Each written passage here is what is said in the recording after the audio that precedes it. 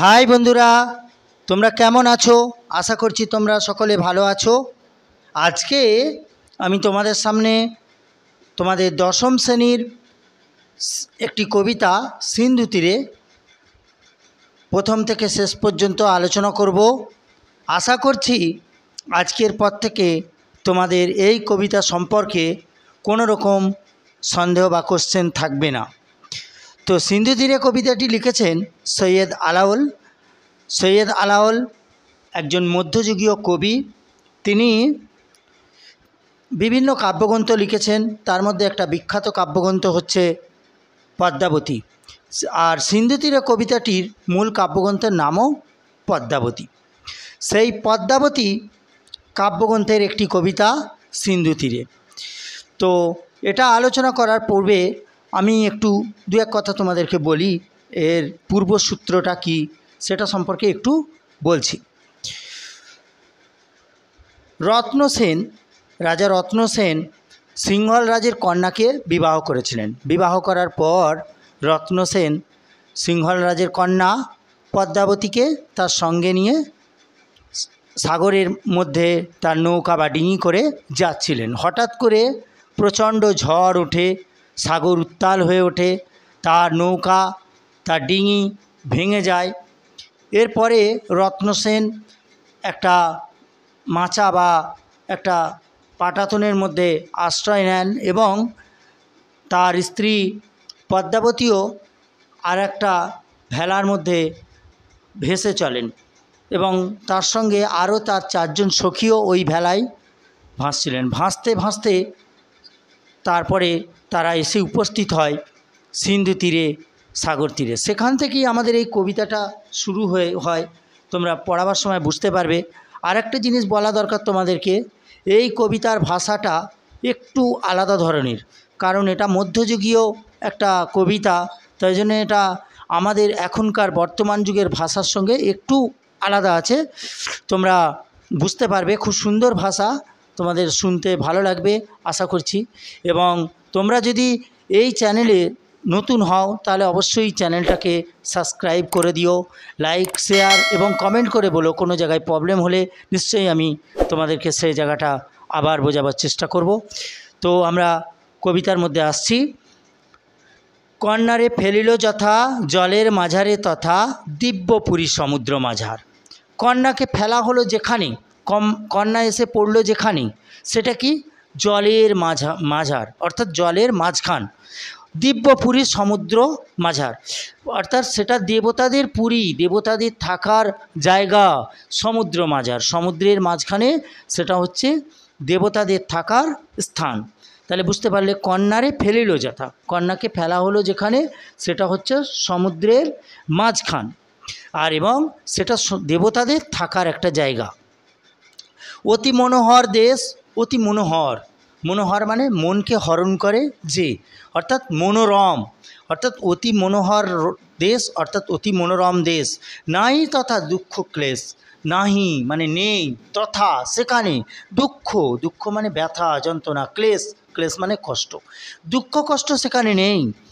সত্য ধর্ম সদা সদাচার, সেখানে সত্য ধর্ম বিরাজিত হয় এবং সদ আচরণ অর্থাৎ সদ্ভাব সেখানে সবসময় বিরাজিত হয় বা বিদ্যমান। এবং সেখানে যেহেতু সেখানে দেবতাদের স্থান, সেখানে সত্য ধর্ম প্রচারিত হবে, সত্য ধর্ম বিরাজ করবে, এটাই স্বাভাবিক। সমুদ্র নিপতি সুতা, সমুদ্র নিপতি সুতা, সমুদ্র মানে সাগর, নিপতি রাজা, সুতা মানে কন্যা, সমুদ্র রাজের কন্যা। পদ্মা নামে গুণযুতা, পদ্মা নামে গুণযুক্ত, গুণযুক্ত পদ্মা, যার নাম হচ্ছে সমুদ্ররাজের কন্যা, তার নাম হচ্ছে পদ্মা। পদ্মা নামে আমাদের কাছে চেনা বা পরিচিত বা গুণযুক্ত পদ্মা তিনি। আচ্ছা, আমরা এটা একটা ব্যাপারটা বলে দিই। আমরা এই কাব্যগ্রন্থের নাম পড়লাম পদ্মাবতী, সেটা সিংহল রাজের কন্যা, আর এটা হচ্ছে একটা আরেকজনের কথা বলা হচ্ছে, যার নাম হচ্ছে কি? পদ্মা। তো পদ্মা নামে গুণযুক্ত পদ্মা সিন্ধু তীরে দেখি দিব্যস্থান, সিন্ধু তীরে দেখলো বা পছন্দ করলো দিব্যস্থান, অর্থাৎ দেবতাদের জায়গা, মানে যেখানে ওই ভেলাটা ভেসে ভেসে এসেছে সেখানেই জায়গাটা চুজ বা পছন্দ করলো কে? পদ্মা। সেখানে জায়গাটা কেমন একটু বর্ণনা করছি আমি। উপরে পর্বত এক, লাইন ধরে বর্ণনা করছি। উপরে পর্বত এক, ওই যেখানে দেবতাদের জায়গাটা দেখা হয়েছে, যেখানে পদ্মা এসে উপস্থিত হয়েছে দেখলেন, সে জায়গাটার উপর দিকে অর্থাৎ সাগর তীরের উপর দিকটায় পর্বত আছে একটা। ফল ফুলে অতিরেক মানে অতিরিক্ত, প্রচুর পরিমাণে সেখানে ফল ফুলের গাছ আছে। তার পাশে রচিল উদ্যান, তারই পাশে রচিল, তৈরি করলো, নির্মাণ করলো উদ্যান মানে বাগান তৈরি করলো। কে তৈরি করলো? পদ্মা। নানা পুষ্প মনোহর সুগন্ধি সৌরভতর, নানা ফল বৃক্ষ সুলক্ষণ। নানা পুষ্প মনোহর, পুষ্প মানে আমরা জানি ফুল, বিভিন্ন রকমের মনোহর মনোরম ফুল রয়েছে সেখানে, মনকে হরণ করে, যার গন্ধ, যার সৌন্দর্য আমাদেরকে পাগল করে, সেরকম ফুলের গাছ রয়েছে। সুগন্ধি সৌরভতর, এবং তার গন্ধে পুরো এলাকাটা, পুরো জায়গাটা সৌরভে, তার গন্ধে মাতোয়ারা হয়ে আছে, মত্ত। হ্যাঁ, নানা ফল বৃক্ষ সুলক্ষণ, শুধু ফুলের গাছ নয়, সুলক্ষণ, ভালো লক্ষণযুক্ত, ভালো গুণযুক্ত বিভিন্ন ফুলের গাছও, ফলের গাছও সেখানে বিরাজ করছে, আছে। তাহাতে বিচিত্র টঙ্গী কথার মানে তোমাদের ঘরে জানতে হবে। তাহাতে মানে সেই বাগানের মধ্যে, সেই বাগানটা তাহলে তোমরা বুঝলে, পর্বত আছে উপর দিকে, আর কি সেই পর্বতের নিচে যেখানে বাগান তৈরি করেছে, বিভিন্ন ফুল যার গন্ধে যার প্রচুর পরিমাণে সুন্দর সুরভিত গন্ধ পাওয়া যায়, সেরকম ফুলের গাছ এবং সুলক্ষণ অর্থাৎ ভালো লক্ষণযুক্ত ফলের গাছও সেখানে রয়েছে। সেরকম একটা বাগান, সেই ফুল ফল পূর্ণ একটা বাগান পছন্দ করলো কে? পদ্মা। তাহাতে বিচিত্র টঙ্গী, তাহাতে মানে তাতে, বিচিত্র বৈশিষ্ট্য সম্পন্ন বা রঙিন টঙ্গী মানে হচ্ছে মাচা, কিন্তু এখানে মাচা নয়, মাচা মানে ছোট একটা উঁচু স্থান, মাচা যা বুঝতে পারছো। মাচাটা তোমরা জানো, বিভিন্ন লতানে গাছকে আশ্রয় দেওয়ার জন্য আমরা বাঁশ বা অন্যান্য কাঠ বা কঞ্চি দিয়ে আমরা কি তৈরি করি? মাচা তৈরি করি। সেরকম নয়, এখানে মাচা মানে হচ্ছে প্রাসাদ হবে, যেহেতু একজন মানুষ থাকবে বা পদ্মা থাকবে, রাজকন্যা থাকবে, সমুদ্র রাজের কন্যা পদ্মা থাকবে, আমরা বুঝতেই পাচ্ছি এটা মাচা হতে পারে না, এটা হচ্ছে প্রাসাদ, একটা প্রাসাদ। তাহাতে বিচিত্র টঙ্গী, তাহাতে নির্মাণ করা হলো বৈশিষ্ট্য সম্পন্ন টঙ্গী অর্থাৎ প্রাসাদ। হেমরত্নে নারায়ণ অঙ্গী, হেম মানে সোনা, রত্ন মানে সোনা, সোনা দানায় নানা রঙ্গী অর্থাৎ সোনা দানায় সেই প্রাসাদকে মুড়ে ফেলা হলো, রঙিয়ে ফেলা হলো, রাঙিয়ে ফেলা হলো।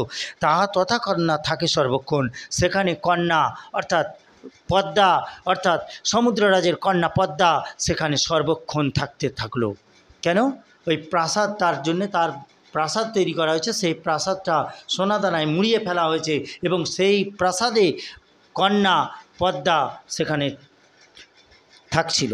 পিতৃপুরে ছিল নিশি, এবার দেখো পরের পৃষ্ঠায়, পিতৃপুরে ছিল নিশি, নানা সুখে খেলি হাসি, যদি হইল সময় প্রত্যুষ। পিতৃপুরে অর্থাৎ পিতার পুরীতে, অর্থাৎ পিতার প্রাসাদে, এখানে পুরী মানে ঘর হয়, পুরী মানে প্রাসাদ, এখানে পিতার প্রাসাদে ছিল নিশি, রাত্রিবেলা কোথায় থাকতো? পিতার প্রাসাদে। নানা সুখে খেলি হাসি, নানা সুখে অর্থাৎ নানা রকম সুখ স্বাচ্ছন্দ্যে হাসি খেলা করে, যদি হইল সময় প্রত্যুষ, যদি মানে যখন, হইল মানে হলো, সময় মানে টাইম আর কি, এবং প্রত্যুষ মানে সকাল, যখন সকাল হতো কি করতো জানবো আমরা পরে। সখীগণ করি সঙ্গে আসিতে উদ্যানের অঙ্গে, সিন্ধু তীরে রহিছে মাঞ্জস। সখীগণ করি সঙ্গে, সকাল রাতের বেলা তার বাবার প্রাসাদে থাকতো এবং সকাল হলেই সখীগণ করি সঙ্গে, সখী মানে বান্ধবী, বান্ধবীদেরকে সঙ্গে নিয়ে আসিতে উদ্যানের অঙ্গে, আসিতে মানে আসিত, উদ্যানে মানে বাগানে, রঙ্গ মানে মজা করতে আসতো, খেলাধুলা করতে আসতো। সিন্ধু তীরে রহিছে মাঞ্জস, এরকমই একদিন এলো এবং দেখতে পেল কি? সেই মাঞ্জস, সেই ভেলা, যে ভেলায় পদ্মাবতী ভেসে এসেছিল চার সখীর সঙ্গে, বুঝতে পেরেছো? সেই মাঞ্জস দেখতে পেল। সকালবেলা এসে কি দেখতে পেল? সেই মাঞ্জস বা ভেলা দেখতে পেল। মাঞ্জস কথার মানে হচ্ছে ভেলা। মনেতে কৌতুক বাসি, মনেতে মনের মধ্যে কৌতুক বাসি মানে নিয়ে, কৌতূহল নিয়ে, কৌতুক অর্থাৎ কৌতূহল, বুঝতে পেরেছো? জিজ্ঞাসা, প্রশ্ন নিয়ে, মনেতে প্রশ্ন নিয়ে, কৌতূহল নিয়ে তুরিত গমনে আসি। তুরিত মানে দ্রুত, গমন মানে আমরা জানি, গমন মানে জানি, বিজ্ঞানে তোমরা পড়েছো, গমন মানে এক স্থান থেকে অন্য স্থানে যাওয়াকে গমন বলা হয়। তুরিত গমনে আসি, তুরিত মানে দ্রুত গতিতে আসলো। কোথায় আসলো? ওই মাঞ্জসের কাছে আসলো, ওই ভেলার কাছে আসলো। দেখে, এসে কি দেখলো? দেখে চারি সখী চারি ভিত। দেখলো চারজন সখী, চারজন বান্ধবী, চারি ভিত, চার দিক দিয়ে ঘিরে আছে। ভিত কথার মানে হচ্ছে ঘেরা। চার দিক থেকে চারজন বান্ধবী ঘিরে আছে। কাকে ঘিরে আছে তোমরা জানবে, পরের লাইনে বলা আছে অবশ্যই। মধ্যেতে যে কন্যাখানি, কাকে ঘিরে আছে? তার মাঝখানে কে আছে? মধ্যেতে যে কন্যাখানি, মধ্যেতে যে মেয়েটি, রূপে অতি রম্ভা যিনি, রূপে অতি রম্ভা যিনি, রূপে তা যার সৌন্দর্যটা, রম্ভা স্বর্গের অপ্সরা, আমরা জানি স্বর্গের একজন অপ্সরা, স্বর্গের ইন্দ্রের রাজসভায় যিনি নৃত্য করেন সেই অপ্সরা, তার নাম হচ্ছে রম্ভা। যিনি, যিনি কথার মানে হচ্ছে জয়ী। স্বর্গের অপ্সরা রম্ভার চেয়েও সুন্দরী, অর্থাৎ রম্ভাকেও সৌন্দর্য প্রতিযোগিতায় হারিয়ে দিতে পারে, জয় হতে পারে, সেই রকম সুন্দরী। নিপাতিতা, নিপতিত, পুংলিঙ্গ হলে নিপতিত হতো, এখানে যেহেতু মেয়ে, এখানে যেহেতু নারী, তাই আমরা পড়ছি নিপাতিতা। নিপতিত মানে হচ্ছে পড়ে আছে, পড়ে আছে, শায়িত হয়ে আছে।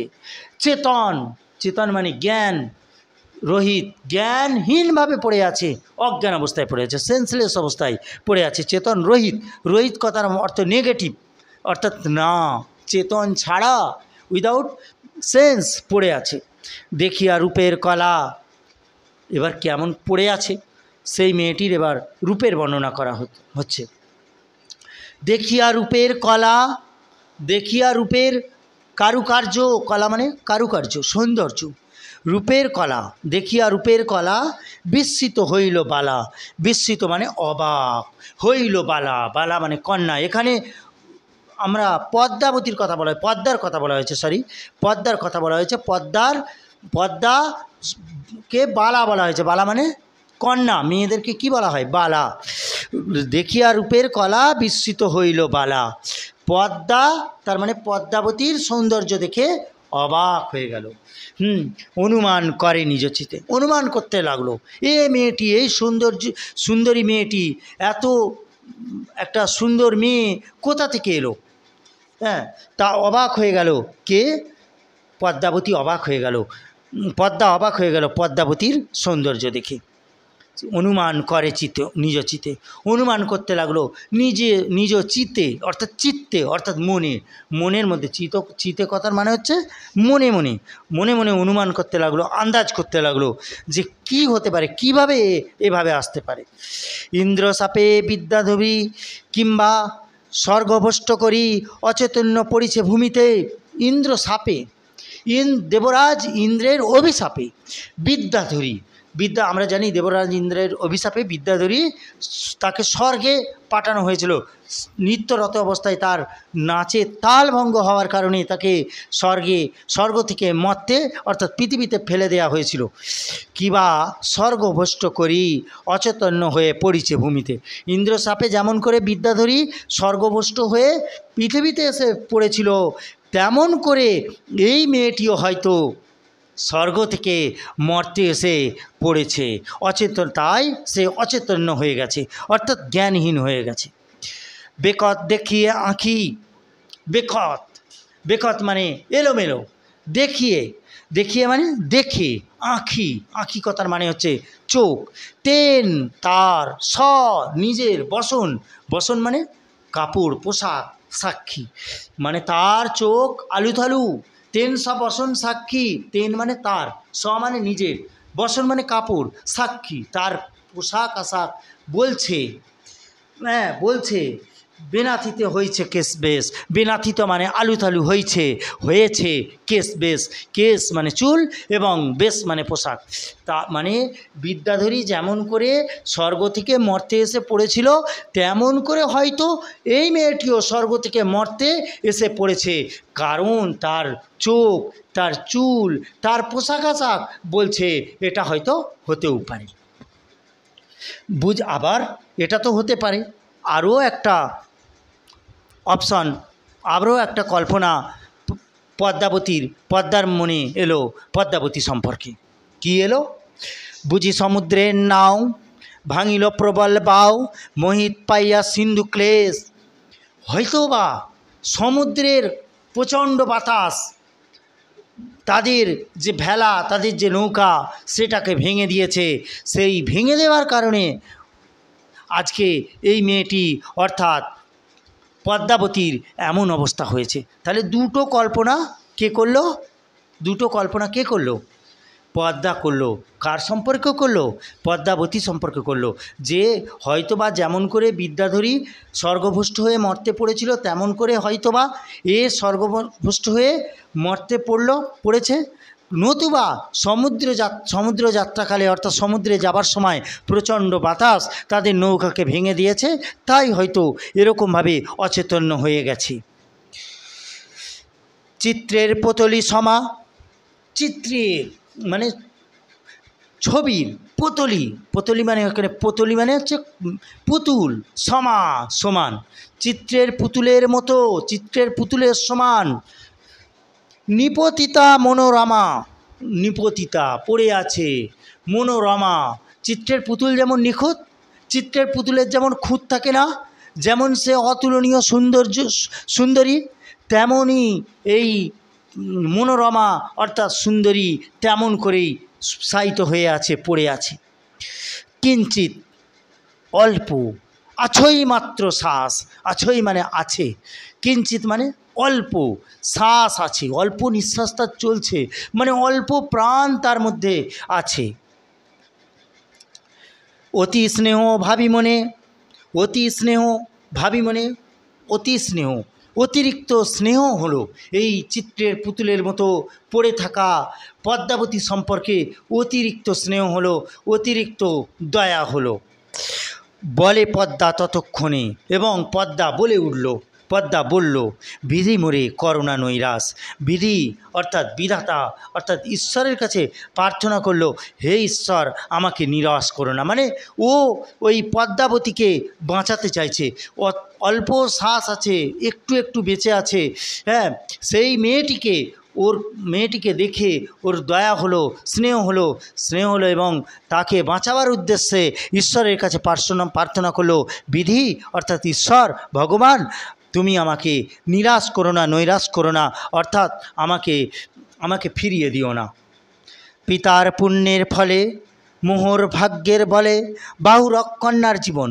পিতার পুণ্যের বলে পিতাকে, পিতা হচ্ছে সমুদ্র রাজ, তিনি একজন সম্রাট, তিনি হচ্ছে রাজা, তিনি হচ্ছেন একজন পুণ্যকারী ব্যক্তি, অর্থাৎ পুণ্যকারী ব্যক্তি তার পুণ্য কাজের ফলে, তার পুণ্য কাজের দ্বারা মোহর ভাগ্যের বলে। আর মোহর মানে মোর মানে আমার, জানো মানে বাংলা কবিতায় মোহর কথাটা রবীন্দ্রনাথ থেকে নজরুল থেকে অনেক কবিরাই এই মোহর বা মোর কথাটা ব্যবহার করেছেন।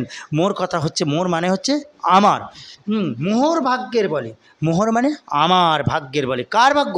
পদ্মার ভাগ্যের বলে। পদ্মা কেন? পদ্মা তো একজন ভাগ্যবতী নারী, কারণ সে সমুদ্র রাজের কন্যা, একজন রাজকন্যা হওয়া ভাগ্যের, সৌভাগ্যের, তাই তার ভাগ্য এবং তার পিতার পুণ্য কাজের দ্বারা বাহুরক কন্যার জীবন। বাহুরক মানে রক্ষা করব কন্যার জীবন, অর্থাৎ মেয়েটির জীবন পিতার পুণ্য কাজ এবং নিজের ভাগ্যের দ্বারা হলেও ওই মেয়েটির অর্থাৎ পদ্মাবতীর জীবন তিনি বাঁচাতে চান। চিকিৎসা করিব। চিকিৎসিমু মানে প্রত্যেকটা ওয়ার্ডের মানে তোমাদের জানতে হবে, নাহলে কিন্তু এই কবিতার মানে তোমরা করতে পারবে না, বুঝতে পারবে না। চিকিৎসিমু মানে হচ্ছে চিকিৎসা করব, প্রাণপণে চিকিৎসা করব। কৃপা করো নিরঞ্জন, হে বিধাতা নিরঞ্জন, তুমি দয়া করো, চিকিৎসা করব। কার চিকিৎসা করব? ওই মেয়েটির চিকিৎসা করব, অর্থাৎ পদ্মাবতীর চিকিৎসা করব। দুঃখিনীরে করিয়া স্মরণ, ওই দুঃখিনী পদ্মাবতীকে স্মরণ করে সে ঈশ্বরের কাছে প্রার্থনা করলো, ঈশ্বর নিরঞ্জন, আমি ওই মেয়েটিকে চিকিৎসা করব। সখী সবে আজ্ঞা দিল। আমরা জানি ওই যখন পদ্মা ওই নতুন প্রাসাদে যেত তখন তখন সে অনেক বান্ধবী বা সখীদের নিয়ে যেত খেলা করার জন্য, মজা করার জন্য, আনন্দ করার জন্য বান্ধবীদের নিয়ে যেত। তাদেরকে সখী বলা হয়েছে। সখী, সখী অর্থাৎ বান্ধবী। সখী সবে, সখী সকলকে আজ্ঞা দিল। আজ্ঞা দিল মানে আদেশ দিল। উদ্যানের মাঝে নিল পঞ্চজনে বসনে ঢাকিয়া। কয়জন ছিল ওরা? চারজন তো চারিদিকে ঘিরে ছিল, আর মাঝখানে যে মেয়েটি ছিল পদ্মাবতী সে একজন, তাহলে মোট পাঁচজন, অর্থাৎ পঞ্চজনে। পঞ্চজন মানে পঞ্চকথার অর্থ পাঁচ। পাঁচজনে বসনে ঢাকিয়া। বসন মানে পোশাক, কাপড়ে আচ্ছাদিত করে। কারণ আমরা জানি, আমরা পড়েছি যে ওই মেয়েগুলোর পোশাকগুলো ঠিকঠাক ছিল না, পোশাকগুলো আলুথালু ছিল, চুল চোখ আলুথালু ছিল। তাই সেই মেয়েগুলোকে যথেষ্ট সম্মান দিয়ে পোশাকে আচ্ছাদিত করে উদ্যানে নিয়ে আসা হলো। কোথা থেকে আনা হলো? ওই ভেলা থেকে। তাহলে আরেকবার লাইনটা বলে দিই। সখী সবে আজ্ঞা দিল, উদ্যানের মাঝে নিল পঞ্চজনে বসনে ঢাকিয়া। সখী অর্থাৎ বান্ধবীদেরকে আদেশ দিল এবং তাদেরকে বসন অর্থাৎ পোশাক কাপড়ে আচ্ছাদিত করে তাদেরকে বাগানের মাঝখানে নিয়ে আসা হলো। কেন? চিকিৎসা করার জন্য। কীভাবে চিকিৎসা হয় আমরা এবার দেখব। অগ্নি জালি ছেঁকে গাও। অগ্নি, অগ্নি মানে আগুন, আগুন, জালি, জালি মানে জেলে, ছেঁকে, ছেঁকে মানে সেঁকে। আমরা জানি সেঁক দিই যখন কাউকে ঠান্ডা লাগে বা অন্যান্য অনেক কারণে তোমরা দেখেছো মানুষকে কাপড়কে গরম করে সেঁক দেওয়া হয়। তো এটা একটা চিকিৎসা পদ্ধতি। বর্তমানে চিকিৎসাটা কমে গেছে, কিন্তু অতীতকালে আধুনিক চিকিৎসা ছিল না, তখন এভাবে কিন্তু বাচ্চাদেরকে এবং অনেককেই এরকমভাবে চিকিৎসা করা হতো। অগ্নি জ্বালিয়ে ছেঁকে গাও। আগুন জেলে ছেঁকে মানে সেঁকে গাও। গাও মানে, গাও মানে গা অর্থাৎ শরীর। শরীরকে বলা হচ্ছে গা থেকে গাও এসছে। গা মানে হচ্ছে শরীর। তাহলে আগুন জেলে গা সেঁকে কেউ শিরে কেউ পাও। কারুর শিরে, কারোর হয়তো মাথায় কোনো ব্যথা লেগেছে, চোট লেগেছে, কারো শির অর্থাৎ মাথায়, কেউ পাও, কারুর বা পা সেঁকা হলো। তাহলে কি কি সেঁকা হলো? সেঁক দেওয়া হলো কারুর শরীর, কারুর পা, কারুর বা মাথা সেঁকে দেওয়া হলো। শুধু তাই নয়, এভাবেই চিকিৎসা চললো তাই নয়, তন্ত্রে মন্ত্রে মহাঔষধি দিয়া এবং মন্ত্রতন্ত্র পাঠ করাও হলো। জানো, একটা চিকিৎসা অতীতকালে চলতো মন্ত্রতন্ত্র দ্বারা চিকিৎসা। সেই মন্ত্রতন্ত্র দিয়েও চিকিৎসা হলো এবং গাছগাছড়ার যে মহৌষধ, সেই মহৌষধি দিয়াও তাদের কি হলো? চিকিৎসা করা হলো। কারণ পদ্মাবতীকে বাঁচাবি। চারিদণ্ড এই মতে বহু যত্নে চিকিৎসিতে পঞ্চকন্যা পাইলা চেতন। চারিদণ্ড, চার দণ্ড, চার দণ্ড মানে হচ্ছে চার দণ্ড। এক দণ্ড মানে, তোমরা এই হিসাবটা ভালো করে জেনে রাখো, এটা প্রশ্ন পড়তে পারে। চারিদণ্ড এই মতে, চারিদণ্ড কথার মানে কি? সময়, চারিদণ্ড মানে কত সময়, এটাকে আমি তোমাদের ডিটেলসে বলে দিচ্ছি। চারিদণ্ড, এক দণ্ড মানে 24 মিনিট। এক দণ্ড মানে কত মিনিট? 24 মিনিট। এরকম চার দণ্ড মানে 4 × 24 কত হচ্ছে?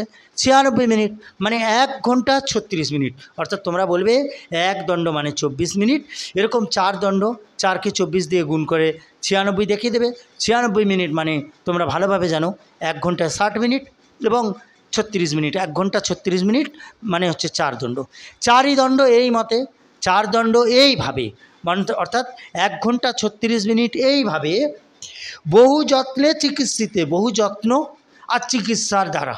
তোমরা জানো একজন মানুষকে সুস্থ করতে গেলে, কাউকে সুস্থ করতে গেলে শুধু চিকিৎসা নয়, তার যত্নও করতে হয়, সেবা যত্ন করতে হয়।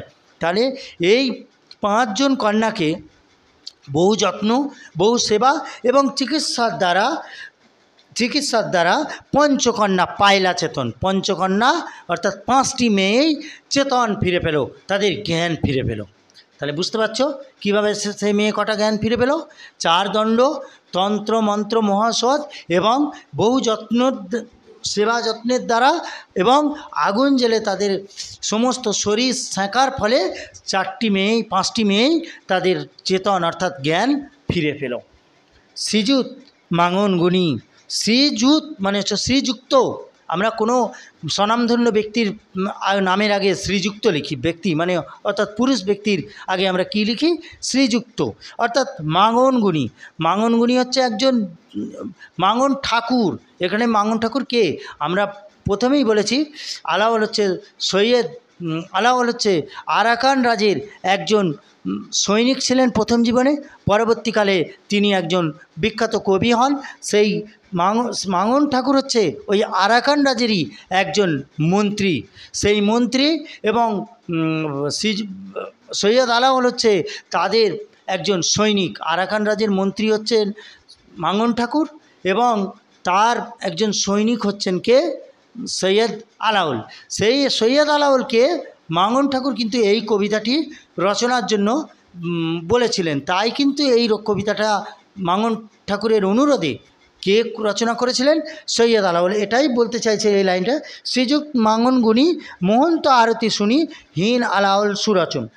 শ্রীযুক্ত মাঙ্গনগুণী অর্থাৎ মাঙ্গন ঠাকুরের মোহন্ত আরতি শুনি, হৃদয়ের আরজি শুনি, হৃদয়ের অনুরোধে হীন আলাওল সুরচন, হীন অসহায় সৈয়দ আলাওল এই রচনাটি, এই কবিতাটি রচনা করেছেন। তাহলে শ্রীযুক্ত মাঙ্গন ঠাকুরের মোহন্ত হৃদয়ের আরজি শুনে, হৃদয়ের অনুরোধে বা করুণ অনুরোধে হীন আলাওল অর্থাৎ আলাওল, সৈয়দ আলাওল এই সুন্দর কবিতাটি আলোচনা করেছেন। তাহলে তোমরা শুনলে সিন্ধু তীরে কবিতার পুরো বিষয়বস্তুটা আমি তোমাদের সামনে সংক্ষেপে আলোচনা করলাম। আশা করছি তোমাদের কোনো জায়গায় বুঝতে অসুবিধা হয়নি। যদি কোনো জায়গায় বুঝতে অসুবিধা হয় তোমরা কমেন্ট করে আমাকে জানিও এবং তোমাদের এই কবিতাটি শুনে তোমাদের যদি ভালো লাগে অবশ্যই তোমরা চ্যানেলটি সাবস্ক্রাইব করে রেখো, তাহলে পরবর্তী ভিডিওগুলো সহজেই পেয়ে যাবে এবং তোমাদের উপকারে লাগবে।